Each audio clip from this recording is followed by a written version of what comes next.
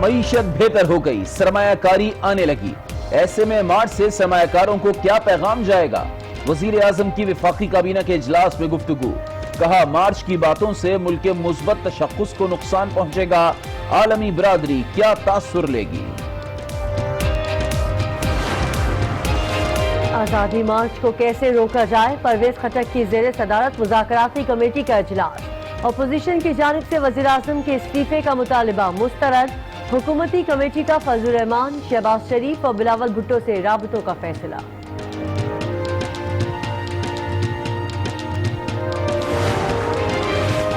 جمعیت علماء اسلام کا اسلام آباد lock down کا پلان تیار، کارکنان کو 1 ہفتے کا بندوبست کر کے اسلام آباد آنے کی ہدایت۔ کارکنان کو ہتھیار، چاقو، لاٹھی رکھنے کی اجازت نہیں ہوگی۔ اسلام آباد میں انٹری 31 اکتوبر کو دی جائے گی۔ مولانا کے آزادی مارچ کو روکنے کے لیے حکومت ان ایکشن، اسلام آباد ریڈ زون کو سیل کرنے کے لیے نادرا چوک پر کنٹینرز پہنچا دیے گئے۔ پنجاب میں پولیس اہلکاروں کی چھٹیاں بند۔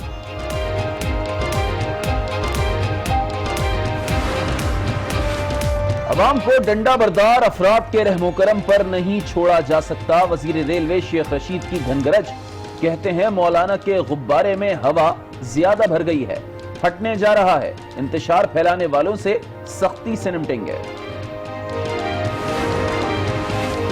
مولانا صاحب اپنے مقصد میں ضرور کامیاب ہوں گے، سابق صدر آصف علی زرداری کو یقین۔ کنٹینرز لگ گئے، گرفتاریاں شروع ہو گئیں۔ صحافی کا سوال، اس طرح تو ہوتا ہے اس طرح کے کاموں میں؟ سابق صدر کا جواب، زرداری کو پیمز ہسپتال منتقل کر دیا گیا۔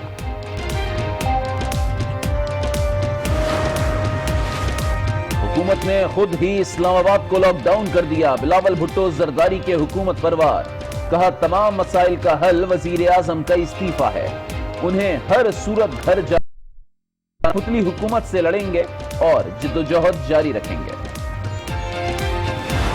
سروسز اسپتال میں زیر علاج نواز شریف کی طبیعت بہتر، وائٹ سیلز کی تعداد بڑھ کر 20,000 تک پہنچ گئی۔ شہباز شریف کی اسپتال آمد، بڑے بھائی کی عیادت۔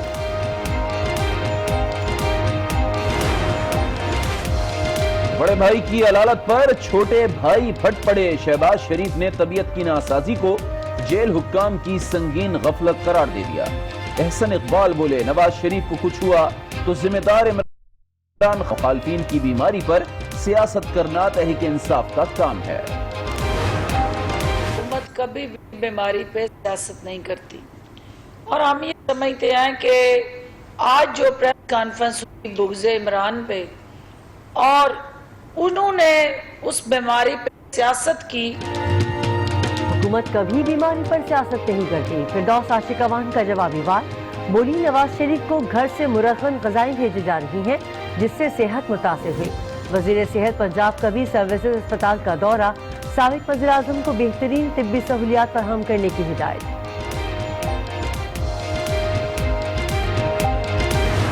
بھارتی جھوٹ کا پردہ چاک، سچ دنیا پر ہو گیا آشکار، دنیا بھر کے سفیروں کا LOC کا دورہ، زمینی حقائق کا اپنی آنکھوں سے جائزہ لیا، جوڑا بازار میں بھارتی گولہ باری سے تباہ شدہ دکانیں اور گھر دیکھے، چینی سفیر نے بھارتی شیل ہاتھ میں اٹھایا، دہشت گرد کیمپس نہ ہونے کا سچ پوری دنیا کو سنایا۔ People are suffering, and that is why this Kashmir dispute is more and more, should I say, important for the international community to pay attention to, and also to find a peaceful solution. بھارتی high commission اپنے chief کے دعوے کے ساتھ کھڑا نہیں رہ سکا، DGISPR نے دشمن کو آئینہ دکھا دیا، غیر ملکی سفیروں کو بریفنگ میں بتایا 19 اور 20 اکتوبر کو بھاری توپ خانے کا استعمال کیا، شہری آبادی کو نشانہ بنایا، پاک فوج نے جوابی کارروائی میں صرف مورچوں کو نشانہ بنایا۔ کیا بھارت بھی سفرا اور غیر ملکی میڈیا کو مقبوضہ کشمیر میں ایسے ہی رسائی دے گا؟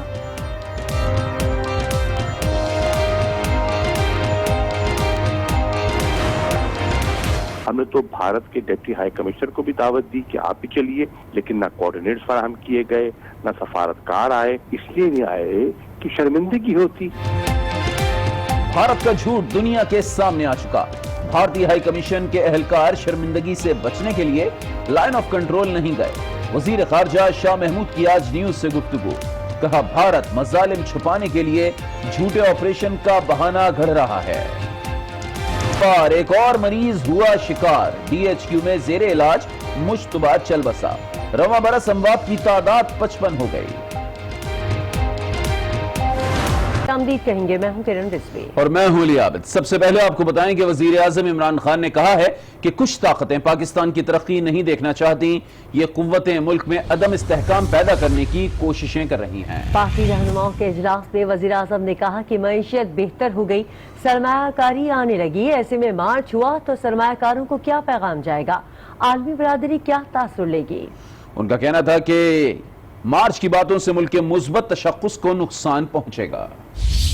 ज़ेर सदारत पार्टी रहनुमाओं का इजलास, मुल्की सियासी सूरत हाल और पार्टी बयानिए पर मुशावरत।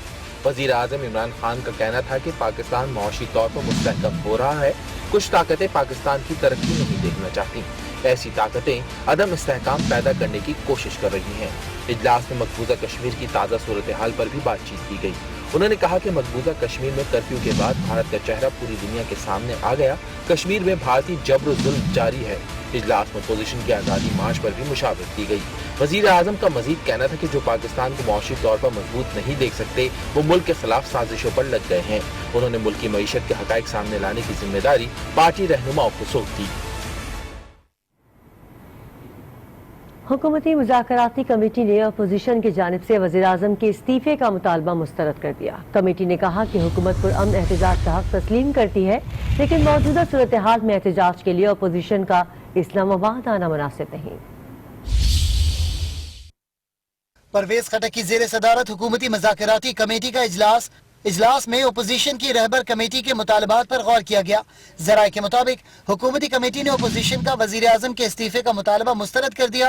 अरकान के मुताबिक हुकूमत अपोजिशन के पुरअमन एहतजाज का हक तस्लीम करती है, लेकिन मौजूदा सूरत हाल में एहतजाज के लिए इस्लामाबाद आना मुनासिब नहीं। हुकूमती कमेटी ने तमाम अपोजिशन रहनुमाओं से मुलाकात का फैसला किया।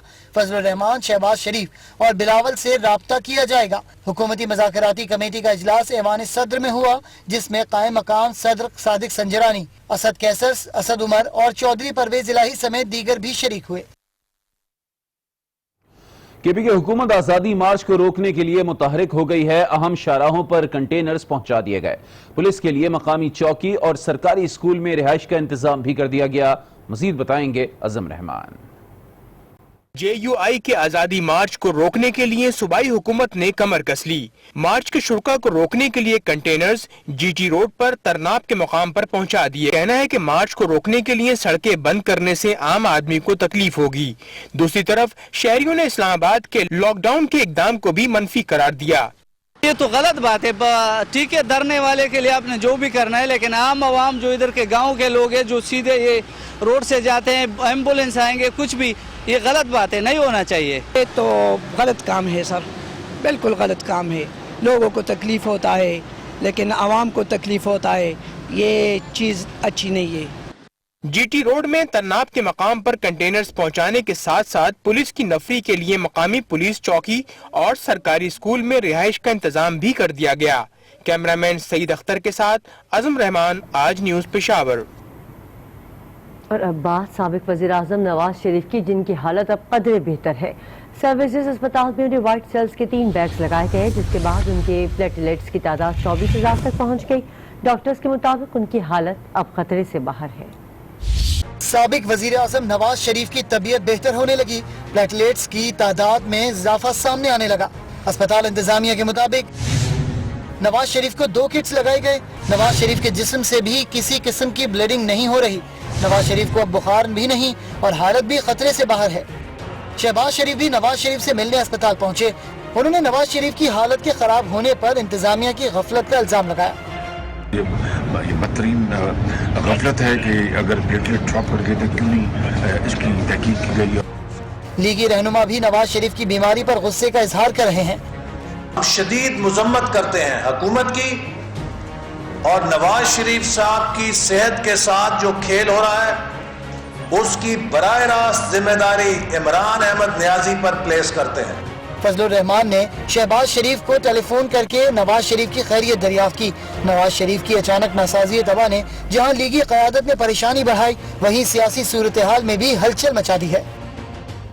پمز اسپتال کی انتظامیہ نے کارڈک وارڈ کو سب جیل قرار دینے کے لیے سینٹرل جیل راولپنڈی کے سپرنٹینڈنٹ کو خط لکھ دیا، جس میں کہا گیا ہے کہ نیب کے زیر ٹرائل آصف علی زرداری کو پمز منتقل کیا گیا ہے، لہٰذا مختص وارڈ کو سب جیل قرار دیا جائے۔ چیف کمشنر اسلام آباد، آئی جی police Islamabad, deputy commissioner I C D, D G NAB, وفاقی سیکرٹری صحت کے پی ایس کو بھی ارسال کر دی گئی ہے۔ فردوس عاشق عوان نے نواز شریف کو زہر دینے کی باتوں کو مسترد کر دیا۔ انہوں نے کہا کہ نواز شریف کے لیے سب سے بڑا انگیز تقریر کیس میں جوڈیشل مجسٹریٹ کے روبرو پیش کیا گیا۔ محمد صفدر کے وکیل نے اپنے موکل کو مقدمے سے ڈسچارج کرنے کی استدعا کی، جسے عدالت نے مسترد کر دیا۔ عدالت نے درخواست ضمانت پر سماعت کے لیے حکومت کو جمعرات کا نوٹس جاری کر دیا۔ پاکستان نے عالمی برادری کے سامنے بھارتی جھوٹ ایک بار پھر بے نقاب کر دیا۔ پاکستان نے غیر ملکی سفیروں اور ذرائع ابلاغ کو کنٹرول لائن کا دورہ کرا دیا۔ بھارتی آرمی چیف نے مبینہ دہشت گرد کیمپس پر حملے کا جھوٹ بولا۔ غیر ملکی سفیروں نے کہا کہ انہیں آزاد کشمیر میں کوئی دہشت گرد کیمپ نہیں ملا۔ بھارت آزاد کشمیر کی عوام کو نشانہ بنا رہا ہے۔ غیر ملکی سفیروں نے کہا کہ بھارتی فوج کی گولہ باری سے شہریوں کے گھر اور دکانیں تباہ ہوئیں۔ گوڑا بازار کا دورہ کیا، تباہ شدہ دکانیں، گھر دیکھے جنہیں بھارت نے لانچنگ پیڈ قرار دیا تھا۔ وفد نے مقامی افراد اور دکانداروں سے بات چیت بھی کی۔ قائم مقام ہائی کمشنر ساؤتھ افریقہ نے بھارتی کارروائی کو تنقید کا نشانہ بنایا۔ What I saw here was purely a civilian, non-lethal target, non-lethal area, just a normal market area, housing area targeted by allegedly the Indian forces. چینی سفیر ژاؤ جنگ کا کہنا تھا کہ یہاں کوئی دہشت گرد کیمپ نہیں ہے۔ People are suffering, and that is why this Kashmir dispute is important for the international community to pay attention to, and also to find a peaceful solution. سفیروں کو بھارتی توپخانے کے گولے، خول اور ٹکڑے دکھائے گئے۔ چینی سفیر نے بھارتی شیل ہاتھ میں لے کر بھی جانچ پڑتال کی۔ دیگر سفیروں نے بھی کشمیری علاقے میں دہشت گرد کیمپ نہ ہونے کی تصدیق کی۔ No evidence of any terrorist camp in this area. They are all ordinary people. غیر ملکی سفیروں کو کشمیریوں نے اپنے حصار میں لے لیا۔